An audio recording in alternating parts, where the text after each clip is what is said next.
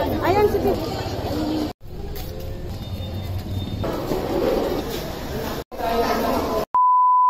August 2, 2024. Ngayong araw nga pala ang simulation nila Kuya Tyler sa school. Ang simulation nga nila sa school ay parang paghahanda pagdating ng pasukan para malalaman na nila kung saan sila pipila, kung sino ang teacher nila at kung saan ang room nila. Parang ang exercise para hindi na sila maguluhan o malito pagdating ng pasukan. Bali, hindi ko na nga pala pinag-uniform si Kuya Tyler dahil hindi pa naman ito ang first day of school nila. Bali, 3 oras lang nga ang simulation nila sa school. At sa puntungang ito ay nakapila na nga si Kuya Tyler at paakyat na nga sila papuntang room nila. At itong araw ngang ito ay paghahanda na rin ng mga magulang na maaga gigising at magluluto at mag-aasikaso sa mga estudyanteng papasok. Diyos ko, ang aga ko kayang nagising dito dahil nagprepare pa ako ng pagkain ni Kuya Tyler. Kailangan talagang maaga magising dahil sobrang bagal talaga kumain nitong batang ito. Grabe talagang nakakagulantang, sobrang bilis lang talaga ng panahon. Nakalain mo nun, natapos na agad yung bakasyon ng ganun-ganun lang.